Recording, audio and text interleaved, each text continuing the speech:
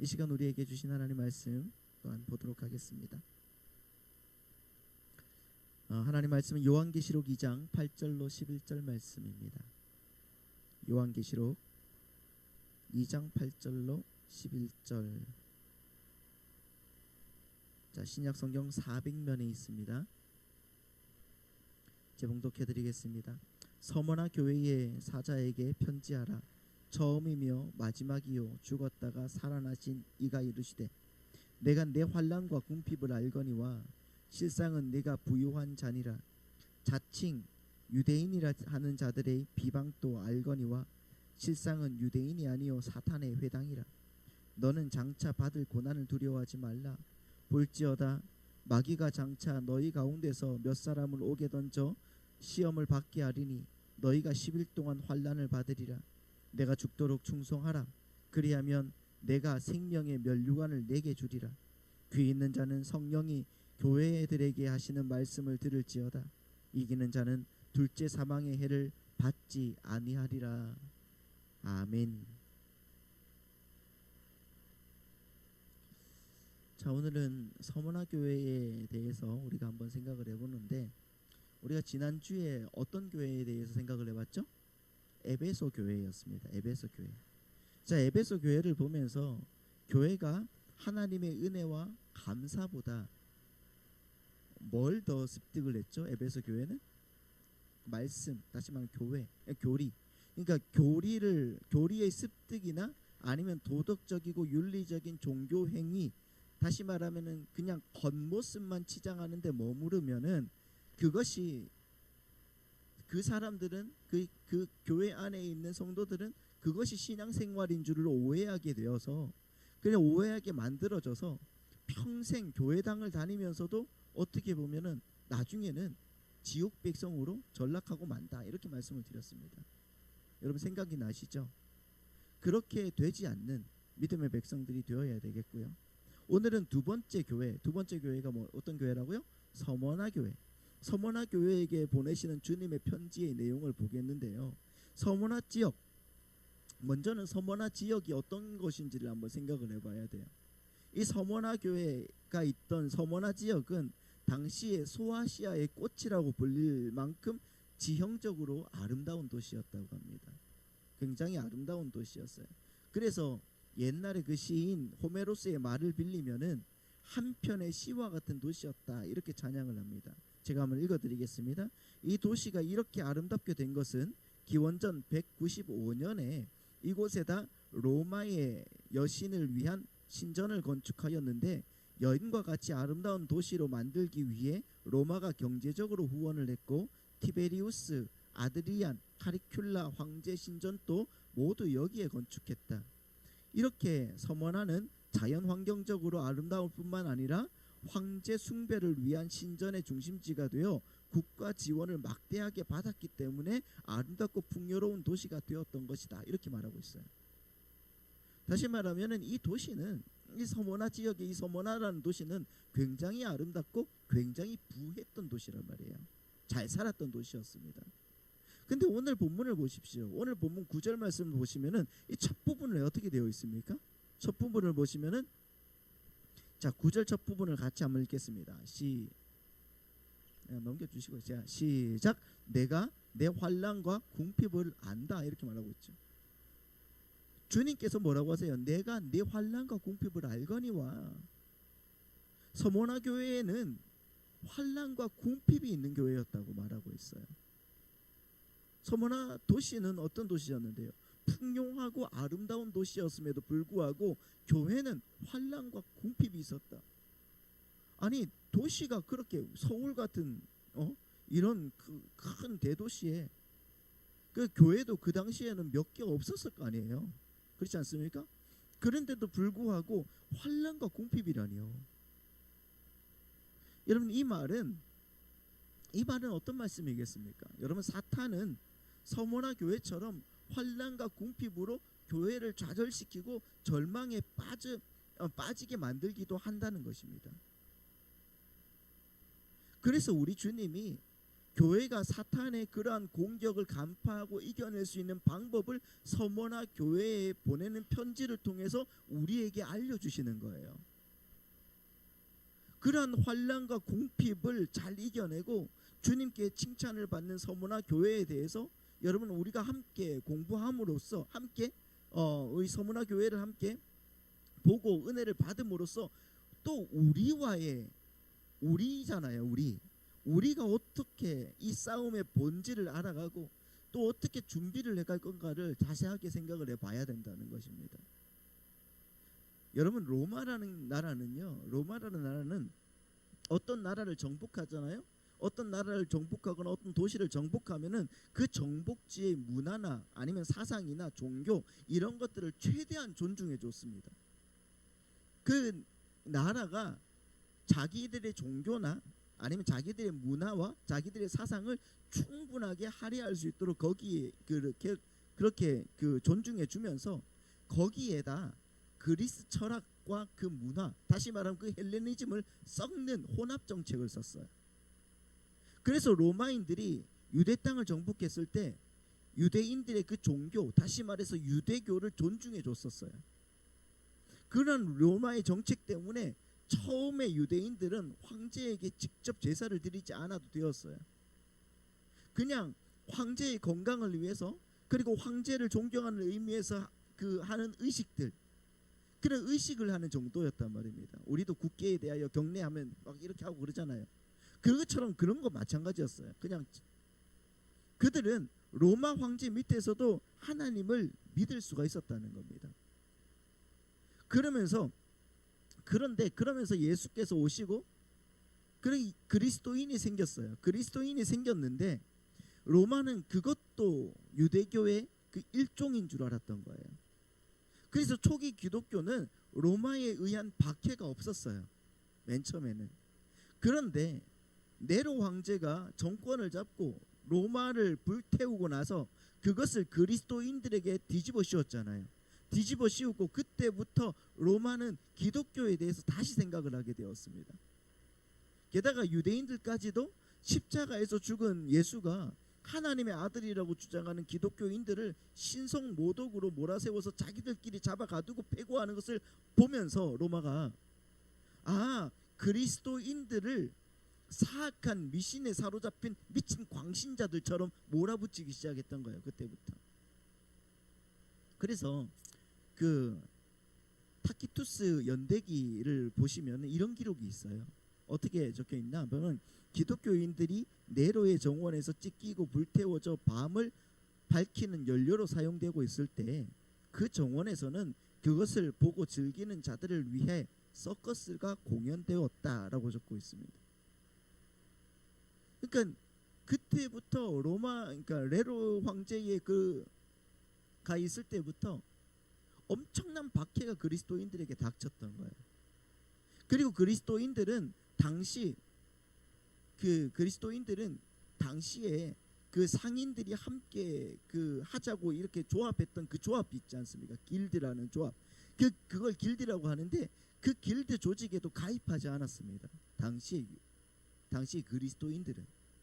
그러니까 우상에게 절을 하지 않겠다, 우상에게 제사를 드리지 않기 위해서 그들은 상인들의 조합에도 들어가지 않은 거예요. 여러분, 길드 조직은 상인들의 연합 집단이었기 때문에 자신들의 사업의 그 번창과 무역의 흥왕을 위해서 자주 제사를 드렸었어요. 그러니까 사업이나 장사를 하는 사람들이 요즘에 어떻게 합니까? 요즘에도 그러잖아요. 돼지머리 올려놓고 그렇게 제사를 드리는 것처럼 똑같은 그런 제사예요. 게다가 여러분 1년에 몇 번씩 길드 대회 같은 것을 열어서 열심히 우상에게 제사를 지냈단 말입니다. 그리고 그 조직을 유지하기 위해서 돈을 거두기도 했습니다. 그러면 그리스도인들이 돈을 냅니까? 그 돈조차 내지 않는 거예요. 그래서 당연히 그들은 그 길드 조직으로부터 외면을 당했고 장사도 잘 못하게 되었습니다. 그러니까 생계에 막대한 타격을 입게 된 거예요.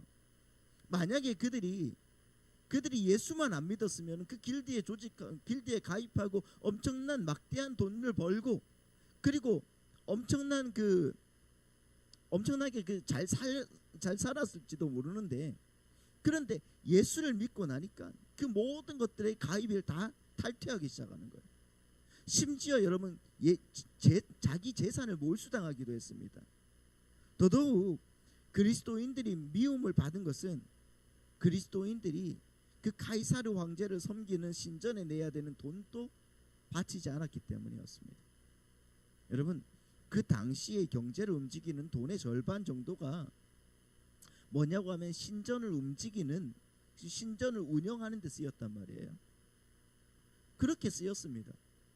종교가 여러분 타락하게 되면은 그 종교를 이용해서 먹고 살려는 사람들이 늘어나지 않습니까?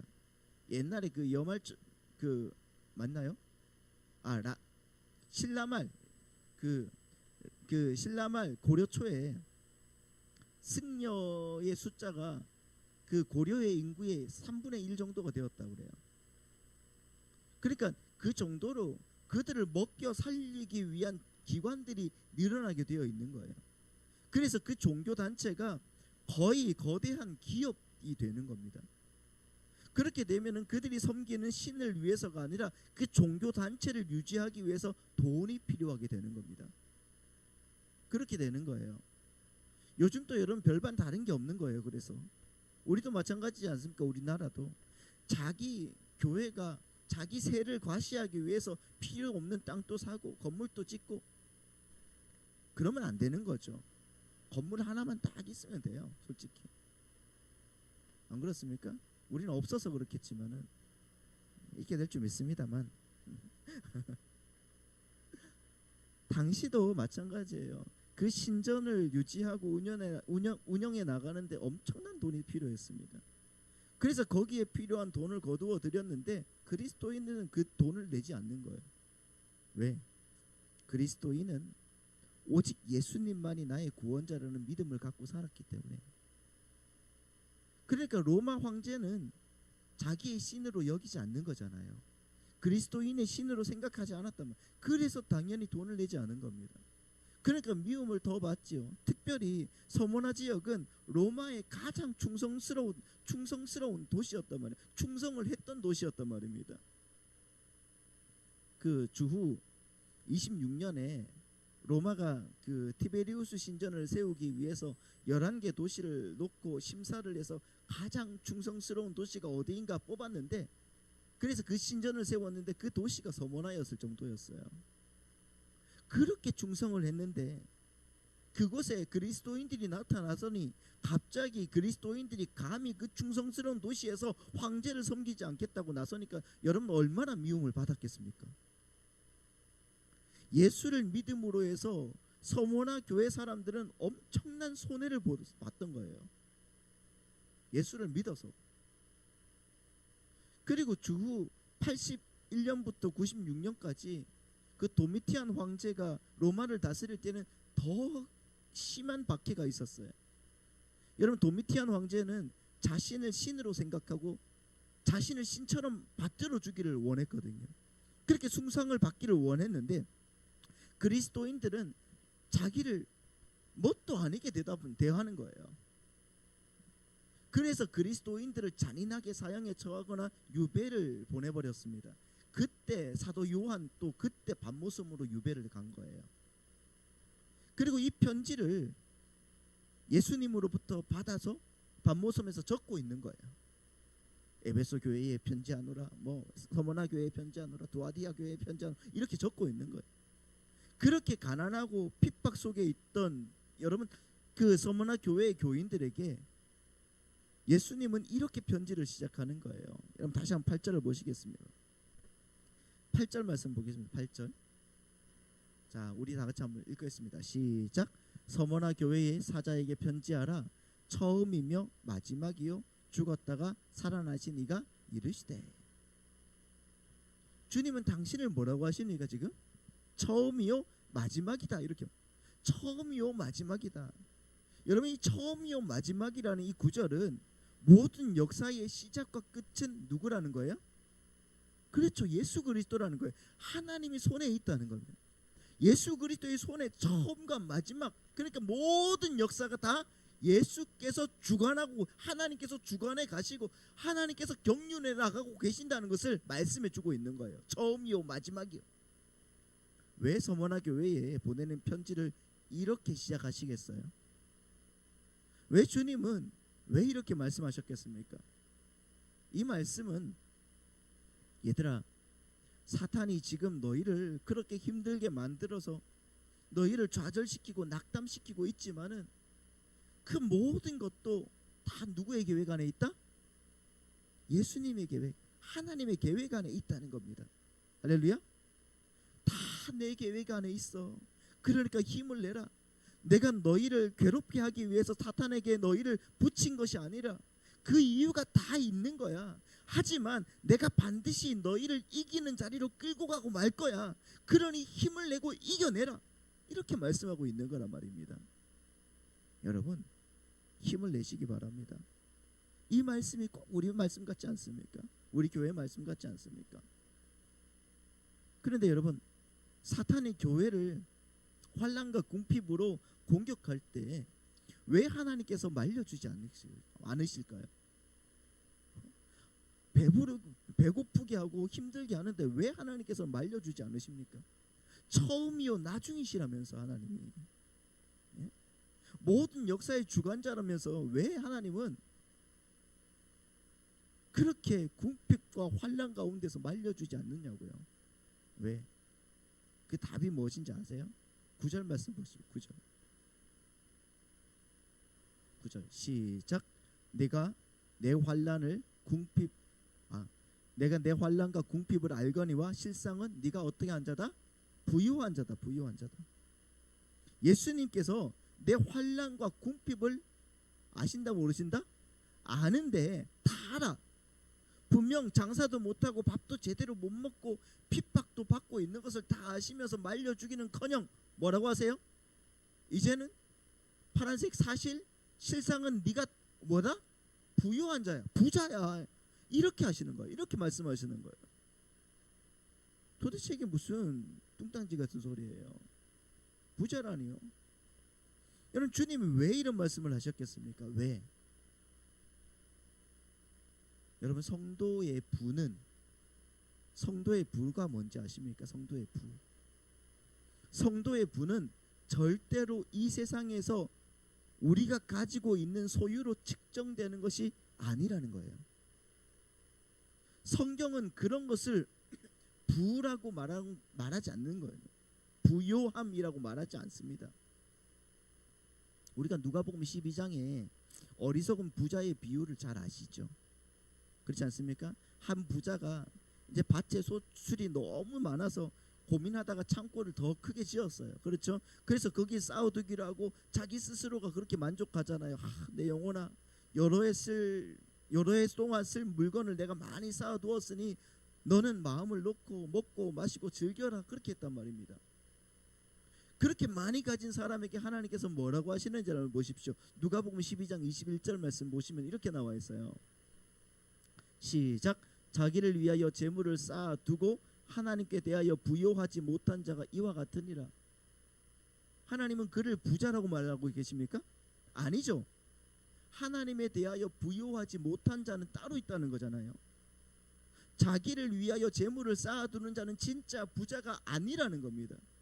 보십시오. 그 많은 재산을 가지고 있는 부자에게 하나님이 부요하지 못한 자다 말씀하고 있지 않습니까? 나중에 보시겠지만은 요한계시록 그 3장에서 라우디게아 교회가 나오지 않습니까? 라우디게아 교회에게 주님께서 뭐라고 하시는지를 한번 보십시오. 3장 17절 말씀 보십시오. 3장 17절 말씀 보면 이렇게 나와 있습니다. 네가 말하기를 나는 부자라 부유하여 부족한 것이 없다 하나 내 공고한 것과 가련한 것과 가난한 것과 눈먼 것과 벌거벗은 것을 알지 못하도다. 라우디게아 교회 사람들의 눈에는 분명 라우디게아 교회는 분명히 사람들의 눈에는, 그냥 일반 사람들의 눈에는 부자였습니다. 잘 살았어요. 그런데 그런 부자 교회에 너는 가련하고 가난한 자라고 말씀하고 계십니다. 니들이 보기에는 너희들 부자처럼 보이지? 아니야. 너는 곤고하고 가련하고 가난해. 왜 그들 보고 가난하다고 주님께서 말씀하시죠? 성경이 말하는 부는 그런 물질적인 것이 아니기 때문이잖아요. 그럼 성경이 말하는 부가 뭡니까? 성경이 말하는 부요함이라는 게 뭐죠? 자, 이 말씀을 한번 보시죠. 히브리서 11장 24절부터 보면은, 자, 믿음으로 모세는 어떻게 합니까? 시작. 믿음으로 모세는 장성하여 바로의 공주의 아들이라 칭함을 받기를 거절하고 도리어 하나님의 백성과 함께 고난받기를 잠시 죄악의 낙을 누리는 것보다 더 좋아하고 그리스도를 위하여 받는 수모를 애굽의 모든 보화보다 더 큰 재물로 여겼으니 이는 상주심을 바라봄이라. 아멘. 애굽의 모든 보화보다 더 큰 재물이 뭐라고요? 네? 그리스도를 위하여 받는 수모예요. 다시 말합니다. 애굽의 모든 보화보다 더 큰 재물이 뭐라고요? 그리스도를 위하여 받는 수모입니다. 그리스도를 위하여 받는 수모가 애굽의 모든 보화보다 더 큰 재물이라는 겁니다. 믿으십니까, 여러분? 이게 믿겨져야 되는 거예요. 이게 믿겨져야지 그게 그리스도인이라는 거잖아요. 여러분, 예수님 때문에 손해 보는 것이 우리 그리스도인들의 재물이라는 거예요. 예수님을 믿음으로 우리가 당하는 환난이 우리들의 재물이라는 거예요. 예수님께 순종하기 위해서 물질적으로 손해 보는 것이 우리의 재물이라는 겁니다. 믿으십니까? 그들이 부자예요. 근데 인상은 왜 그래요? 부자인데. 이게 기독교의 역설이라고 하는 거예요. 여러분, 이 역설이 이해가 가십니까? 도대체 무슨 말을 하고 있냐고. 우리가 잘 살아야지. 선교도 하고 베풀기도 하고 그러지. 막 그러는 사람들이 있지 않습니까? 아니에요, 여러분. 성경은 그렇게 말하지 않는다고요. 이 땅에서 나타나는 하늘의 부요는요, 하나님 나라의 백성답게 사느라 이 땅에서는 조금 손해보고 핍박받고 억울한 일을 당하는 것처럼 보이지만은, 여러분, 하나님은 하나님 나라의 삶의 원리로 살아내는 그러한 사람들을 부유한 사람이라고 말씀하고 있는 거예요. 왜냐하면 그러한 사람들만이 진정으로 모든 풍요의 원형인 하늘의 것을 영원히 누릴 사람이기 때문인 겁니다. 그래서 예수님은 예수 때문에 가난해지고 예수 때문에 핍박을 받고 있는 이 서머나 교회에게 너희가 실상은 가난한 자같이 보이지만 실상은 진짜 부자야라고 말씀하고 있는 거예요. 진짜 부자가 바로 그런 사람이라는 거죠. 그런데 생각을 해보세요. 우리 성도님들은 그런 부자가 되고 싶으세요? 그런 부자가 되고 싶으냐고요? 안 되고 싶잖아요, 솔직히. 조금 더 가지면 안 될까? 내가 조금 더 모아서 뭔가 좀 잘 쓰면 안 될까? 이렇게 생각을 하지 않습니까? 여러분, 우리가 그리스도인이 맞다면 우리는 어떤 사람이 가진 소유로 그는 가난하다, 그는 부자다 이렇게 말씀하시면 안 되는 거예요. 그래서 좀 갖고 있으면 어떻고, 조금 적게 가지면 또 어떠며, 가난하면 또 어떻습니까? 많이 가진 사람이 가난한 사람들을 책임지고, 적게 가진 사람이 그래도 내 마음에 하나님이 있으니까 나는 부자라고 생각하면서 감사하고 살아내는 것, 그것이 바로 우리의 나그네 인생에 주님께서 주시는 그 목표 지점이라는 것을 기억하시기 바랍니다. 가진 게 없다고 창피해야 할 필요가 없고요, 돈 좀 있다고 그렇게 잴 이유도 없다는 겁니다. 진짜 부자는 하나님을 기업으로 받는 그 참 그리스도인들을 진짜 부자라고 하는 거예요. 믿으십니까? 모든 것을 하나님은 다 소유하고 계셔요. 그분을 유산으로 상속받은 자들, 그 사람들이 하나님의 모든 것을 기업으로 받은 자들이란 말이에요. 그래서 그들을 부자라고 하는 거예요. 부유하다고 하는 것입니다. 그런데 그들은 이 땅 속에서는 환난 속에 던져지고 궁핍 속에 던져지게 되더라는 거예요. 하나님을 기업으로 받은 자들은 반드시 세상으로부터 따돌림을 당하게 되고 공격을 받게 되어 있기 때문에 그들은 세상 사람들의 눈에는 힘들게 보일 수밖에 없더라는 거예요.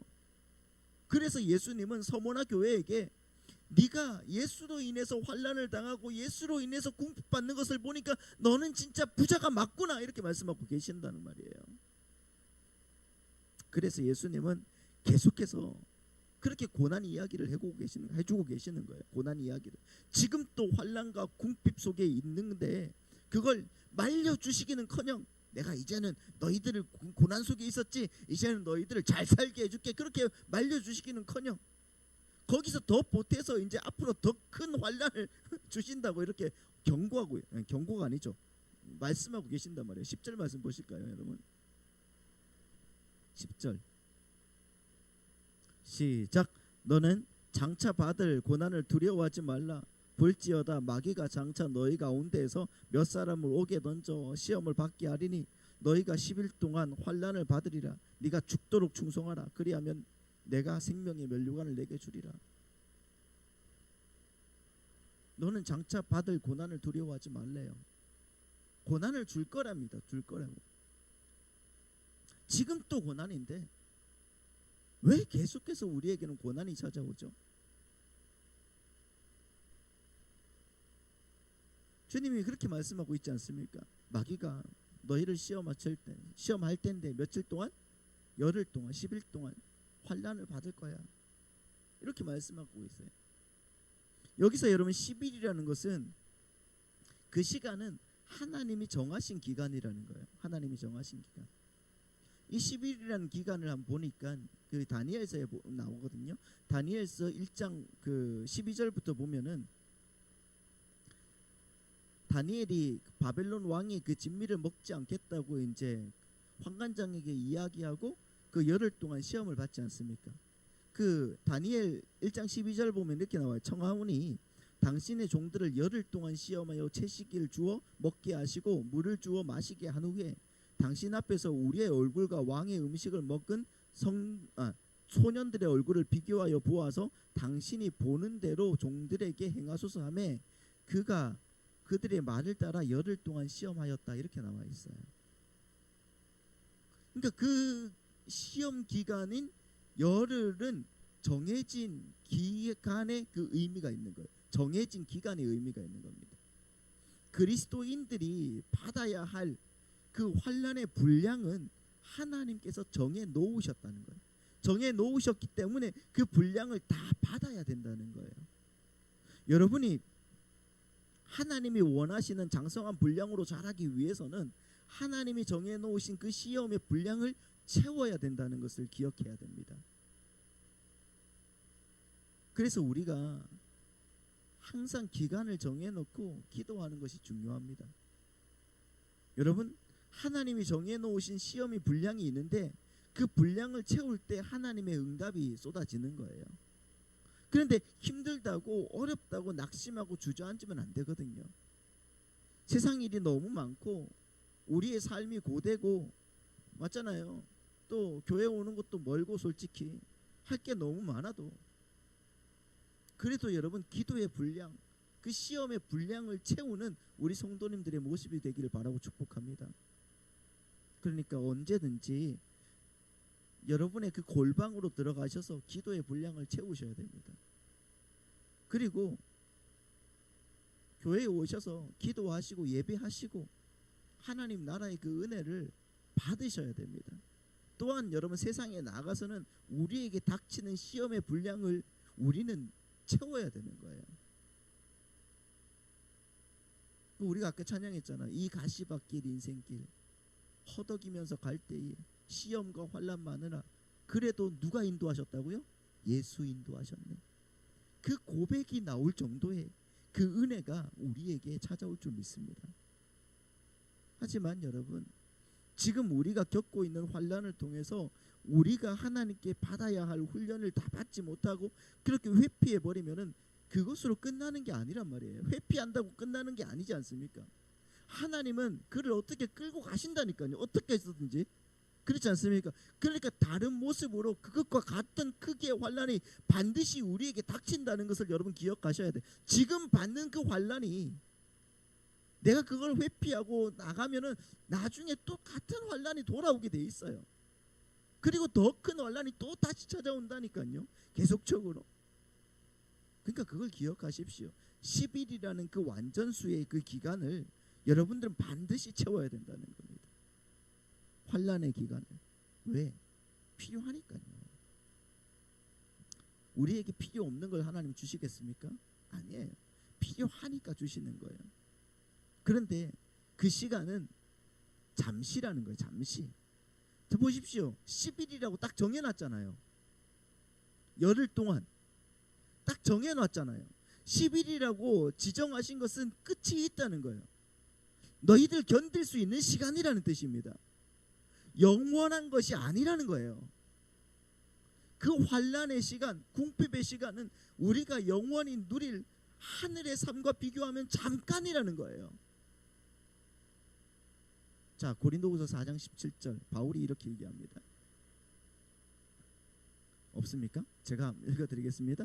우리가 잠시 받는 환난에 경한 것이 지극히 크고 영원한 영광에 중한 것을 우리에게 이루게 하려 합니다. 사도 바울이 그렇게 말합니다. 우리가 잠시 받는 환난에 경한 것이 지극히 크다는 거예요. 환난에 경한 것, 다시 말하면 환난은 약하다는 거예요. 그 환난에 경한 것이 지극히 크고 영원한 영광에 중한 것을 우리에게 이루게 합니다. 그 잠깐의 고통의 영원을 준비하는 그 훈련의 시간이라고 하면 우리는 기꺼이 받아들이지 않겠습니까? 그래서 우리는 죽을 것 같은 고통 속에서도 하나님을 신뢰하며 이겨낼 수 있다는 것입니다. 그렇게 이겨낼 수 있는 믿음의 백성들이 다 되시기를 예수님의 이름으로 축복합니다. 그러면 우리 주님이 우리에게 원하시는 것이 뭘까요? 예? 우리 주님이 우리에게 원하시는 게 어떤 것일까? 그 처방을 오늘 말씀을 통해서 볼 수가 있는데요. 10절 말씀을 다시 한번 보도록 하겠습니다. 10절 말씀입니다. 너는 장차 받을 고난을 두려워하지 말라. 볼지어다 마귀가 장차 너희 가운데서 몇 사람을 옥에 던져 시험을 받게 하리니 너희가 10일 동안 환난을 받으리라. 다음에 뭐라고 되어 있습니까? 시작.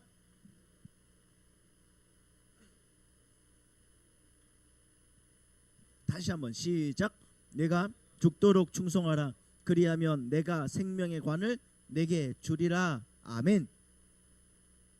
여러분, 그렇게 사탄이 너희를 공격하더라도 너희는 뭐라고 합니까?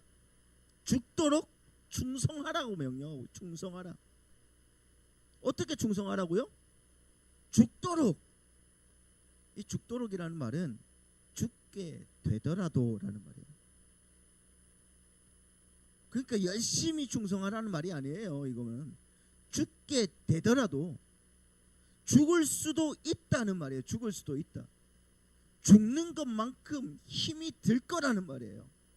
그래도 끝까지 예수 그리스도와 하나님만을 바라보고 그 하늘 소망만 바라보라는 겁니다. 성경 참 잔인하지 않습니까? 말씀 참 잔인하지 않습니까? 하나님 참 잔인하지 않습니까? 이 땅에 우리를 풀어놓으셨으면은 당신 택한 백성이라고 하면은 좀 부모라면서요. 우리의 부모라면서요. 하나님이 우리가 당신의 아들 딸이라면서. 부모는 자식을 위해서 최선을 다하는데 왜 이 땅에서는 우리가 그렇게 살지 못하게 만드시는가? 여러분, 그렇게 답답하지 않습니까? 한 번씩. 왜 자꾸 견디라고만 해요? 견디라고만. 절대로 주님께서는 이 환난과 궁핍을 없애주겠다고 말씀하지 않으세요. 죽더라도 견뎌내라는 거예요. 죽더라도. 왜 그럴까요? 우리는 반드시 그 시험 기간을 통해서 배워야 될 것이 있기 때문에 그렇습니다. 육신의 죽음은 진짜 죽음이 아니에요. 그것은 영생의 시작일 뿐이라고 말씀을 드렸잖아요, 지난주에. 그 영생의 삶을 오매불망 바라고 계신 분이라면 왜 그 죽음이 두렵겠냐고요. 그 죽음이 두렵지 않은데 또 뭐가 두렵겠냐고요. 예수님 때문에 고난받는 자, 그들은 정령 축복을 받을 사람이라는 겁니다. 어떤 사람들은 예수를 잘 믿는 것 같다가 환난과 궁핍이 찾아오면 금방 하나님을 원망합니다. 그래서 하나님은 환난과 고통을 때때로 우리에게 허락하는 거예요. 마치 그 리트머스 시험지처럼 너 진짜냐 가짜냐 한번 보라는 겁니다. 가짜들은 건강하고 일이 잘 풀릴 때는 훌륭한 그리스도인인 척합니다. 아닙니까? 그런데 환난과 궁핍이 찾아오면 금방 하나님을 향해서 삿대질하지 않습니까? 하나님이 계시다면은, 하나님이 그렇게 살아계시다면 어떻게 나한테 이럴 수가 있어? 하나님이 살아계시기 때문에 그런 일이 있는 겁니다. 하나님이 예수를 믿으면 너희에게 반드시 환난과 핍박이 온다고 말씀하고 있지 않습니까? 하나님이 살아계시기 때문에 우리의 삶에 때때로 환난과 궁핍과 고난이 닥치는 거예요. 그때 무너지지 말라는 겁니다. 그때 주님께서 여러분 7교회에 보내준 그 약속을 한번 생각을 해보세요. 어디 세상적인 것이 있습니까? 이기는 자는 생명나무의 과실을 먹게 해주겠다. 그게 세상적인 것입니까? 의의 흰옷을 입게 해주겠다. 둘째 사망의 해를 받지 않게 해주겠다. 하나님의 성전의 기둥이 되게 해주겠다. 어디 여기에서 너희들의 질병을 낫게 해주겠다. 부자가 되게 해주겠다. 만사형통하게 해주겠다. 이런 말이 어디 있냐고요. 도대체 그런 기독교가 어디 있습니까? 그러니까 우리는 때때로 우리 가운데서 닥치는 그 환난과 궁핍과 고난을 통해서 하나님의 자녀로 지어져 가면 되는 겁니다. 물론 힘듭니다. 엄청 힘들죠. 마치 죽을 것처럼 힘드실 때, 그럴 때 8절 말씀처럼 죽었다가 다시 사신 예수 그리스도를 생각해야 되는 거예요. 우리는 죽어야 다시 살 수가 있는 겁니다. 그 환난의 시간, 궁핍의 시간은 저에게 그리고 우리 성도님들에게 내적 죽음, 그 내 자아의 그런 내 자아를 죽이는 시간이 될 거예요. 그러나 그것이 끝이 아니라 그 죽음은 영광스러운 부활의 삶을 위한 우리가 반드시 통과해야 할 시간이라는 것을 잊지 마시기 바랍니다. 여러분, 우리는 다시 삽니다. 믿으십니까? 이 고난이 끝나면 영광스러운 부활의 몸을 입고 다시 살 겁니다. 그러기 위해서는 우리는 죽어야 됩니다. 근데 그걸 기뻐해야 된다는 거예요. 기쁘게 죽으라는 거죠. 여러분, 서모나라는 도시는 기원전 6세기에 완전히 파괴되었다가 기원전 3세기에 다시 새롭게 세워진 도시예요. 그래서 서머나 사람들은 파괴되었다가 다시 새롭게 선, 다시 말하면 죽었다가 살아난 재건의 개념이 그들의 마음속에 늘 있었던 겁니다. 그래서 서머나 교회 사람들이 죽었다가 살아나신 이 말을 들었을 때 금방 그 의미가 와닿을 수 있었던 거예요. 완전히 파괴되었다가 다시 새롭게 선 이 도시처럼 우리도 완전히 새롭게 되기 위해서는 이렇게 죽어가는 거구나. 그렇다면 우리 기쁘게 죽자, 기쁘게 가자, 군말 없이 가자, 그겁니다. 여러분, 할렐루야. 그러면 어떻게 되는 건가? 그럼 어떻게 되죠? 11절 말씀 볼까요? 시작. 귀 있는 자는 성령이 교회들에게 하시는 말씀을 들을지어다. 이기는 자는 둘째 사망의 해를 받지 아니하리라. 이기는 자는 뭐라고요? 둘째 사망의 해를 받지 않겠다. 그럼 둘째 사망이 뭘까요? 둘째 사망. 자, 나중에 하겠지만은 계시록 20장을 말씀 보시겠습니다. 20장 11절로 15절 말씀 보시면 이렇게 나와 있어요. 또 내가 크고 흰 보좌와 그 위에 앉으신 이를 보니 땅과 하늘이 그 앞에서 피하여 간 데가 없더라. 또 내가 보니 죽은 자들이 큰 자나 작은 자나 그 보좌 앞에 서 있는데 책들이 펴 있고 또 다른 책이 펴졌으니 곧 생명책이라. 죽은 자들이 자기 행위를 따라 책들에 기록된 대로 심판을 받으니 바다가 그 가운데에서 죽은 자들을 내주고 또 사망과 음부도 그 가운데서 죽은 자들을 내주매 각 사람이 자기의 행위대로 심판을 받고 사망과 음부도 불못에 던져지니 이것은 뭐라고요? 둘째 사망 곧 불못이라. 누구든지 생명책에 기록되지 못한 자는 불못에 던져지더라 말하고 있습니다. 그리고 21장 7절 8절 말씀 또 보겠습니다. 21장 7절 8절. 이기는 자는 이것들을 상속으로 받으리라. 나는 그의 하나님이 되고 그는 내 아들이 되리라. 그러나 두려워하는 자들과 믿지 아니하는 자들과 흉악한 자들과 살인자들과 음행하는 자들과 점술가들과 우상 숭배자들과 거짓말하는 모든 자들은 불과 유황으로 타는 못에 던져지리니 이것이 뭐라고요? 둘째 사망이다. 그럼 둘째 사망이라는 게 뭡니까? 지옥이라는 거죠. 둘째 사망은 지옥입니다.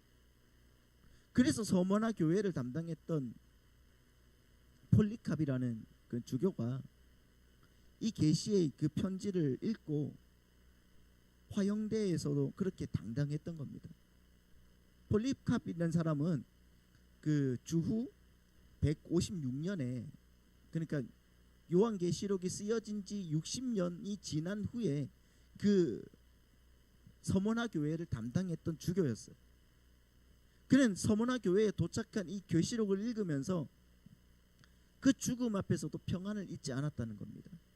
당시에 여러분 서머나 총독이었던 스타티우스라는 사람이 있었는데 그 사람은 어려서부터 그 폴리캅과 친한 친구였어요. 그 친구는 폴리캅을 살리기 위해서 원형 경기장 안에서 수많은 군중들 앞에서 그에게 물어요. 야, 예수님 한 번만 부인해라. 그리고 황제에 대해서 당신이 왕이라고 한 번만 대해줘라. 그러면 내가 살려줄게. 그렇게 말해주라. 그때 폴리캅이 이 유명한 말을 합니다. 우리 주님은 86년 동안 한 번도 나를 모른다고 하지 않으셨는데 내가 어떻게 우리 주님을 모른다고 할 수가 있겠냐. 주기철 목사님과 똑같죠. 성남 군중들이 폴리캅을 사자의 먹이로 주라고 외쳤어요. 폴리캅의 친구 스타티우스가 어떻게 해서든지 그 죽음을 막아보려고 막 애를 썼습니다. 그런데 성남 군중들이 그를 장작더미 위에라도 올리라고 그렇게 아우성을 쳐가지고 결국은 폴리캅이 화형을 당하게 되었어요. 그때 폴리캅이 총독에게 그렇게 말합니다. 너는 지금 잠깐이면 타다 꺼질 불로 나를 위협하지만은 죄인들을 위해서 준비된 영원히 꺼지지 않는 불을 너는 어떻게 피하려고 하니? 그러면서 오히려 그 총독을 불쌍히 여겼다는 거예요. 사람들이 그 폴리캅을 화형대에다가 묶으려고 했습니다. 그때 폴리캅이 그들을 저지합니다. 괜찮다. 나는 괜찮다. 그냥 이대로 나를 도와라. 나에게 이 화형을 견딜 힘을 주실 우리 주님께서는 너희들이 나를 묶지 않아도 이 장작더미에서 움직이지 않고 견딜 수 있는 능력을 주실 것이다. 그리고 기도를 드립니다. 하나님, 당신께서 오늘 이 시간 나로 하여금 순교자의 반열에 그리고 그리스도의 잔에 참여하게 하셔서 내 몸과 영혼이 성령에 썩지 않는 축복 속에서 영생의 부활을 얻기에 합당하다고 여겨주시니 감사합니다. 저는 저에게 일어난 이 모든 일로 인하여 당신의 사랑하는 독생자 영원한 대제사장의 이름으로 감사와 찬양과 영광을 돌립니다. 성부, 성자, 성령의 영광이 이제부터 영원히 있을지어다. 아멘. 이렇게 기도하고 뭘 하고 있는가? 어서 속히 너희들의 일을 해라. 그러면서 서둘러 화형을 당해서 죽게 되는 것.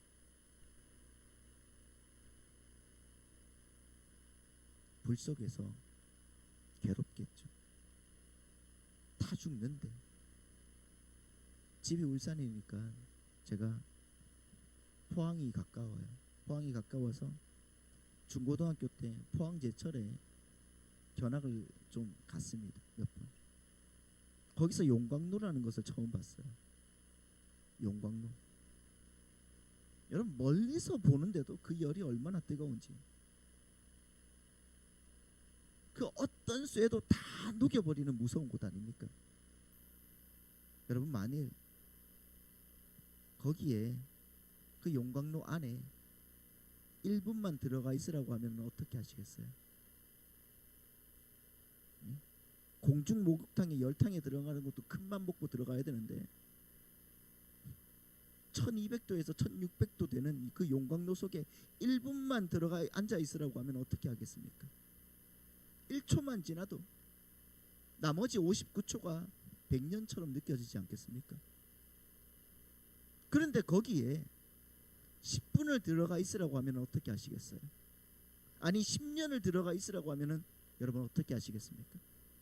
아니 넌 영원히 거기서 못 나와 하시면 어떻게 하시겠습니까? 거기가 지옥입니다.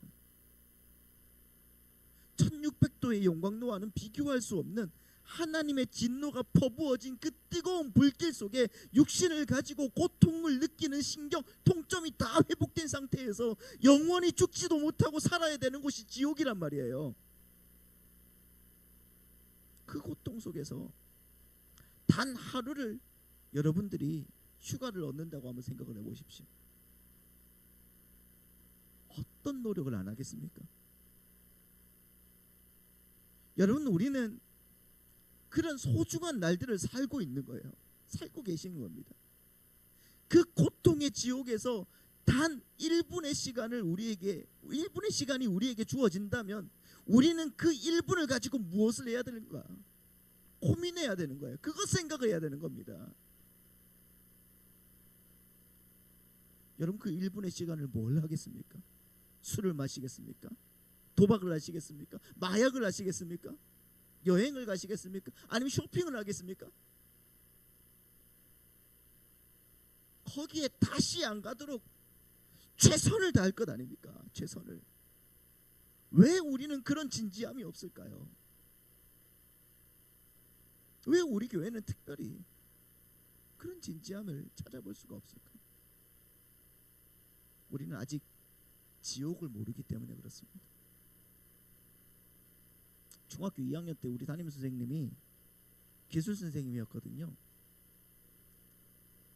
진짜 애들을 기술적으로 팼거든요. 많이 맞았는데 그분이 그래요. 맞아봐야 아픈 줄을 알고 지옥을 가봐야 지옥이 무서운 줄 알지. 입버릇처럼 그렇게 말하고 다녔어요. 새끼 아주 그냥 하면서 맞아봐야지 아픈 줄 알지. 지옥을 가봐야 지옥이 무서운 줄 알지.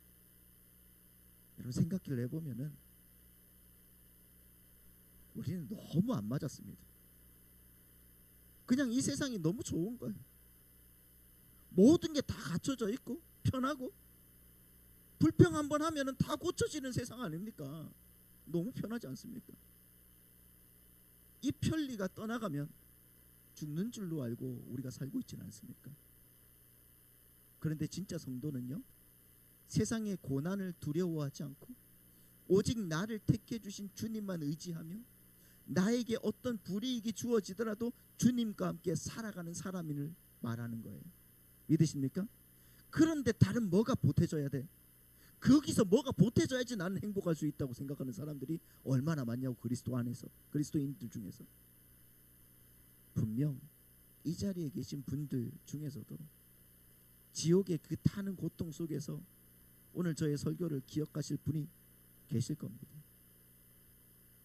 그러기 전에 회개하시고 진짜 예수님을 믿으시기 바랍니다.